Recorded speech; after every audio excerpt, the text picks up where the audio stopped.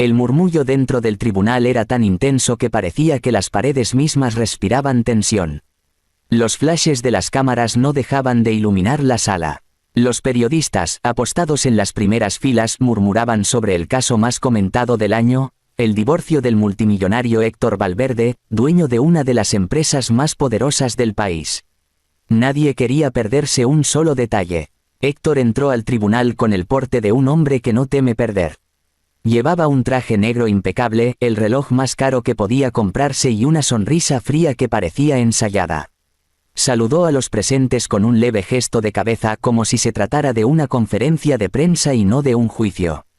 Su abogada, una mujer ambiciosa y segura, le susurraba algo al oído, pero él apenas la escuchaba. Solo tenía los ojos puestos en su esposa, Elena. Ella estaba al otro lado de la sala con las manos entrelazadas sobre la mesa, los ojos enrojecidos pero firmes.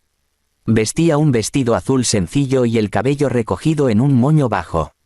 No llevaba joyas ni maquillaje ostentoso. Parecía la imagen opuesta de la mujer que lo acompañaba, Camila, su amante, la causa visible del divorcio.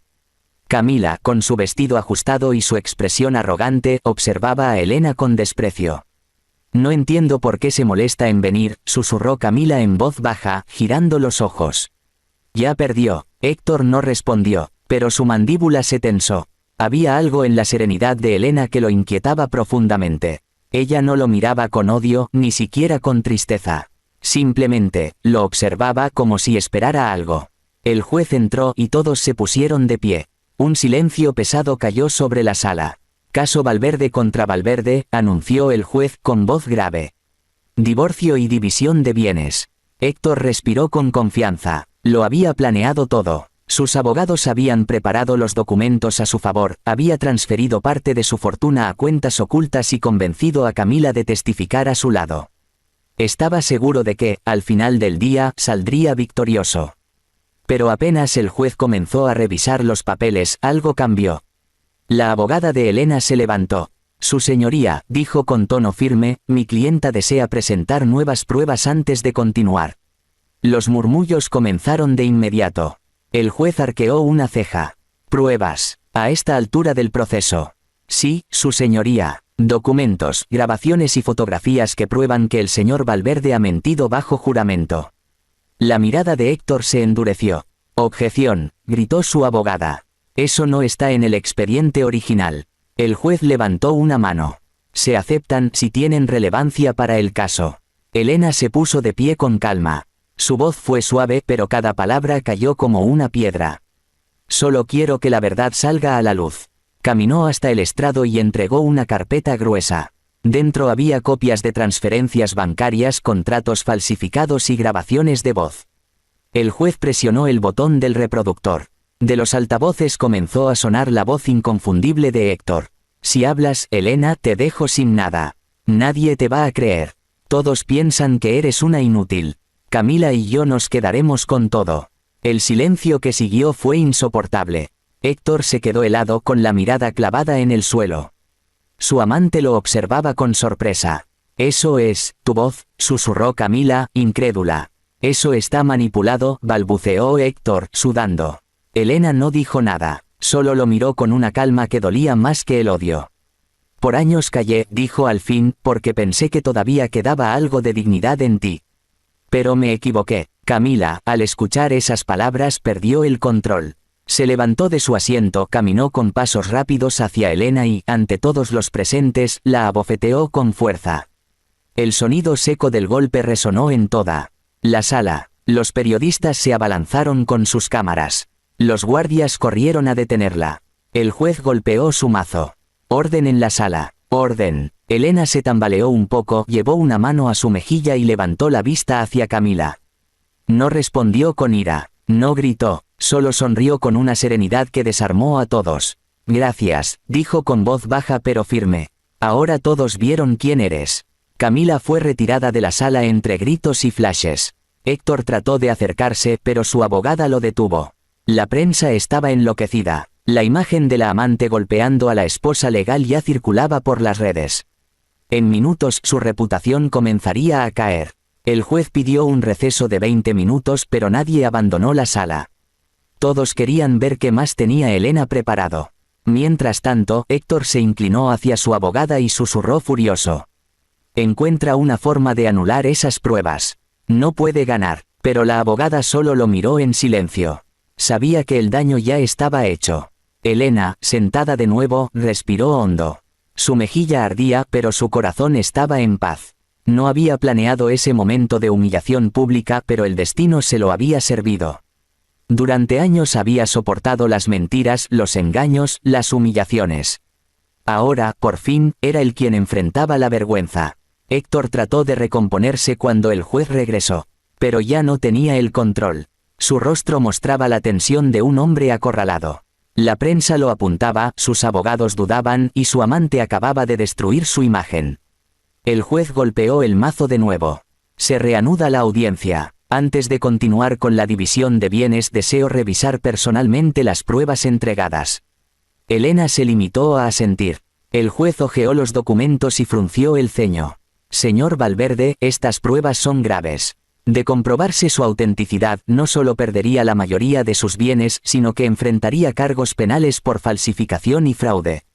La voz del juez fue como una sentencia. Héctor se quedó sin habla.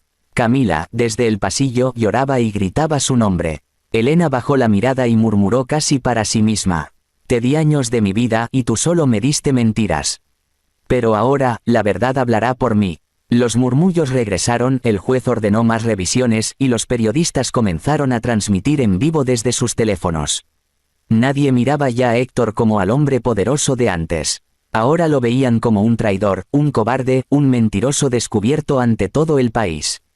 Mientras la seguridad se reorganizaba, Elena cerró los ojos y exhaló despacio. Sentía que el peso de años comenzaba a caer de sus hombros. Pero dentro de sí también sabía que aquello era solo el comienzo.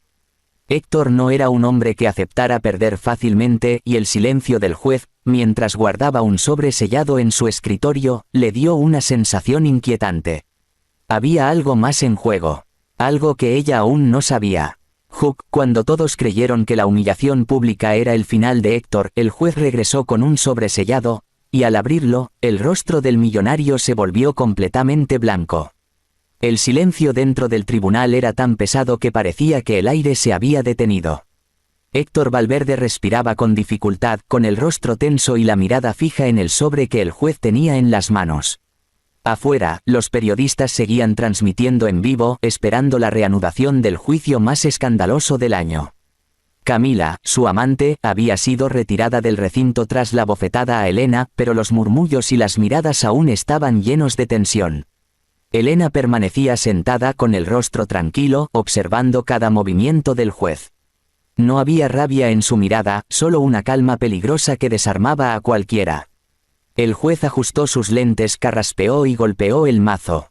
Suavemente. Reanudamos la audiencia, dijo con tono grave. Antes de proceder, debo leer un documento recibido esta mañana en mi despacho, firmado y sellado por el registro notarial.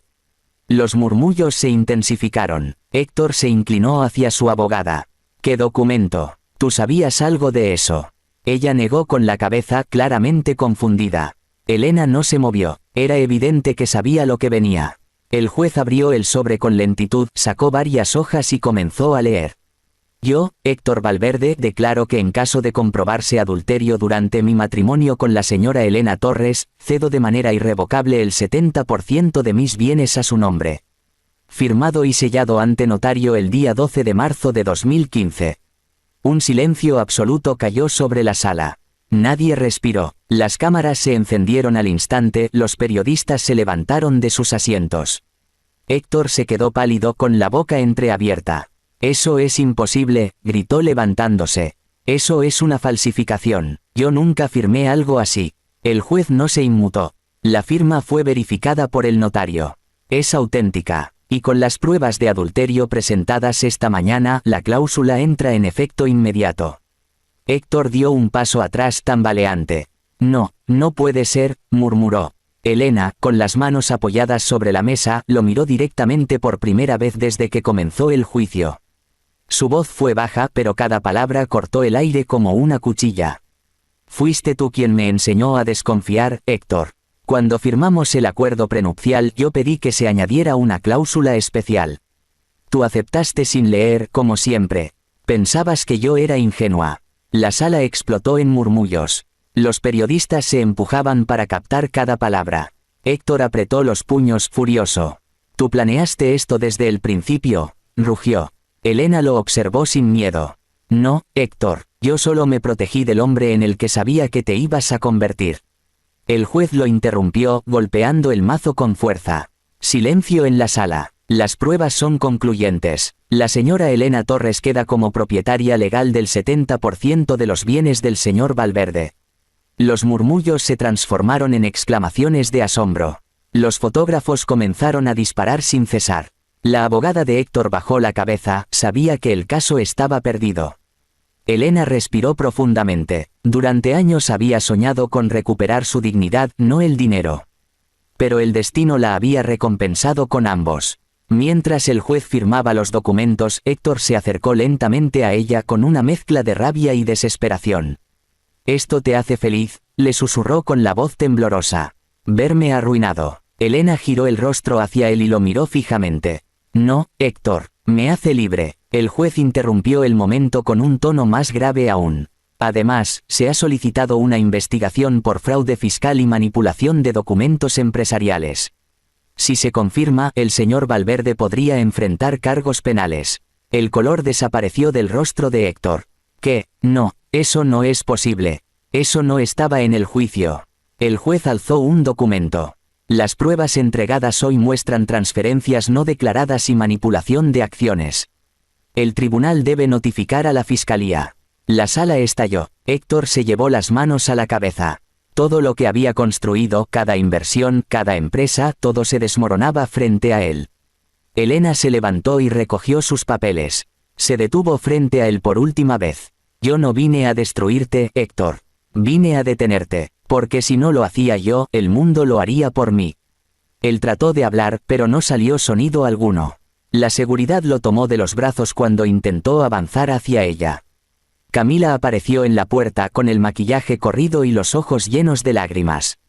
Gritó su nombre, pero Héctor ni siquiera la miró. Era el retrato de un hombre derrotado, vacío, consciente de que había perdido todo, su fortuna, su reputación, y a la única mujer que realmente lo amó. Elena salió del tribunal rodeada de cámaras. Los periodistas gritaban su nombre, pero ella no respondió. Caminó con la frente en alto, sintiendo el aire fresco golpear su rostro. Afuera, los flashes no paraban, pero en su interior solo había silencio. Por primera vez en años, paz. Su abogada le ofreció una sonrisa discreta. «Ganamos, Elena». Ella negó con suavidad. «No gané, Marta. Solo terminé una guerra que nunca pedí». Mientras se alejaba del edificio, un auto negro se detuvo frente a ella. El chofer bajó la ventanilla y le entregó un sobre cerrado. «Esto llegó al despacho del juez justo después de que usted se fue, señora». Dijo que era urgente. Elena lo tomó con cautela, miró el sello y reconoció la letra de Héctor. Lo abrió lentamente, esperando insultos o amenazas. Pero no era una carta de odio. Eran documentos bancarios y una nota breve. «Si estás leyendo esto, ya sabes más de lo que quería». Pero no todo. Lo que oculté no era solo dinero.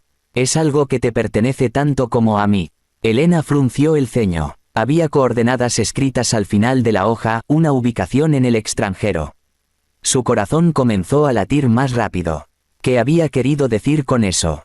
El viento soplaba fuerte y una sensación de inquietud la recorrió. Por primera vez sintió que aquello no había terminado. Héctor siempre había sido calculador, y aunque lo había visto derrumbarse en el tribunal, algo le decía que aún no había jugado su última carta. Elena dobló el papel, lo guardó en su bolso y subió al coche. Afuera, los flashes seguían persiguiéndola, pero su mente estaba en otro lugar. En el misterio que ese sobre había abierto. Miró por la ventana mientras el auto se alejaba del tribunal. Su reflejo mostraba a una mujer que había sobrevivido a todo, pero que todavía tenía algo pendiente. En algún lugar, Héctor seguía planeando algo.